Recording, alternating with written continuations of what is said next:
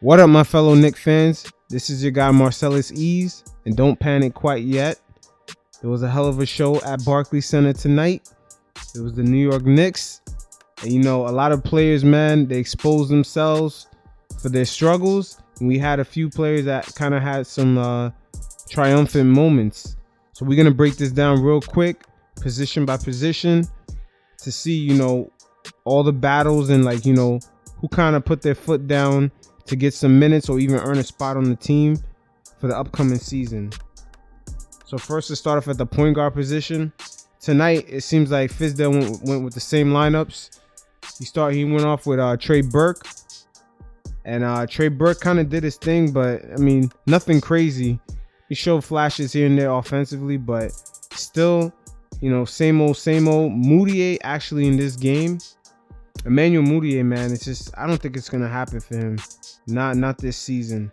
Unfortunately, he may end up on another team. I mean, right now, him finishing at the rim is crazy. He's not that good at finishing at the rim at all.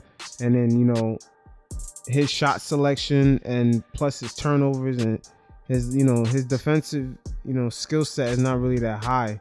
It doesn't make up for it. So Moutier right now, it's looking like a no-go on him. He's just gonna be a filler for the moment right now. But speaking of that, we're going on to Frank Ntilikina. He actually showed flashes this game of actually penetrating, going to the hoop. He got an and one, shot a couple threes. Nothing too crazy, but for most of the time he was on the court, he basically kept, he didn't really run the offense. He didn't really penetrate, break down the defense too much. The good thing defensively, he was, he's still on point. He had two major blocks at the end of in the second half. He had two major blocks. But other than that, he's just not breaking down the defense. But the Knicks will utilize him, not as a point guard, but will utilize him as a shooting guard. He could defend the small forwards, and he could defend point guards. He's real quick, especially when, let's say if a point guard beats him off the dribble, he's very quick to recover and get a block. So that's the point guard position. Going down to the shooting guard position, my God, man, Tim Hardaway Jr. This guy, once again, second game in a row, this guy was iffy. He was 3 of 11 from field goal range. He didn't really do shit. He had a couple of turnovers. It's just defensively, he doesn't really make up for his lack of high percentage field goal shooting. So when he's not on point with shooting, it's over. He's kind of useless. So in his absence in this game, we had Allonzo step in, and boy did he step in and showed what he can do. This guy, like I said before, he has a killer crossover. I mean, he basically saved the Knicks in the end of the second quarter. They actually came back just because of Trier. Trier finished the first half.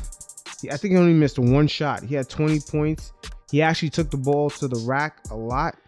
He got fouled. He shot 7 free throws, made all of them in that first half. He was doing his thing. He actually, this guy might go from a 2-way contract to actually being on the squad and actually starting. And judging seeing his handles, the way he can just be anywhere in the court and actually penetrate, and he's 6'5". He could actually probably fill in for a couple minutes at point guard this season. Because at point guard right now, like I said, we have Trey Burke. Offensively, he can do his thing, but defensively, he's not really there, and sometimes he disappears offensively. Same thing for Moutier. Offensively, he's not there, period. Defensively, he's not there either. But he could penetrate, but once he penetrates, that's about it. And then Frank, of course, Frank isn't penetrating, but defensively he's there. So it's like we have a three-headed monster, but none of them can actually be a full 2-way player. So it's real strange, the point guard position. But like I said, Trey Burke can actually transition from shooting guard and jump, to fill in a couple minutes at point guard. It's possible, especially with this game. Like I said, he showed his ass out in this game. Trey finished with 25 points. He only had 5 turnovers, but He definitely took the ball to the rack. Like I said, you know, in the first half alone, he shot 7 free throws. So moving on to the small forward position, Lance Thomas started the game again. He didn't really score, but the team, you know, the team was pretty efficient while he was on the floor.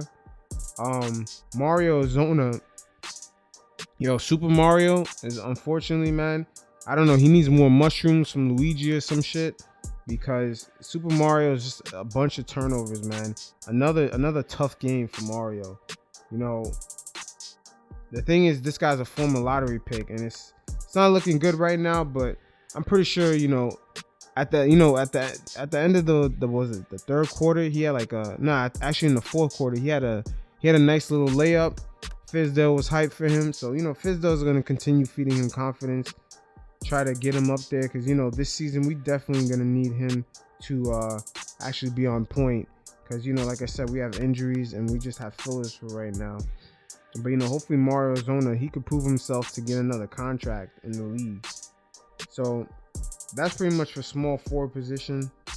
It's not much. Like I said, I'm gonna go to Kevin Knox. Actually, I almost forgot about Kevin. How can I forget about Kevin?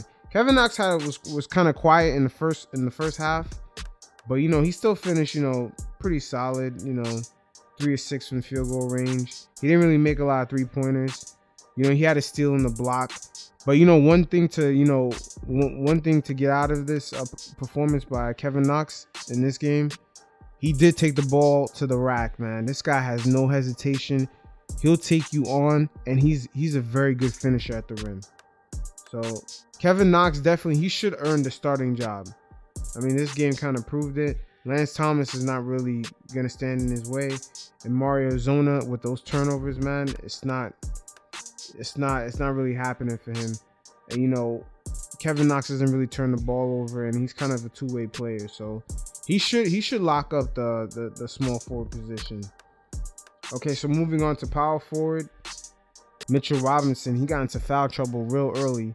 Unfortunately, he did sprain his ankle, and unfortunately, he shouldn't have a setback. But matter of fact, he did have 4 personal fouls very early, so he did get into foul trouble real quick. It kind of affected his game, but then he got, like I said, he sprained his ankle. He did walk off the court, with some help, but he did put a little pressure on that ankle, but it's nothing too crazy. So power forward position, it's like I said, it's really just him and a bunch of fillers. I don't want to say Mitchell Robinson is solely going to be power forward, but he is going to fill in at power forward at the same time when Cantor is on the floor, because the Knicks are really missing at that position. And also Noah Vonleh, actually, this guy is strong as hell, but like I said, he's a filler.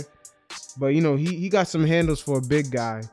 But he's like a baby Karl Malone.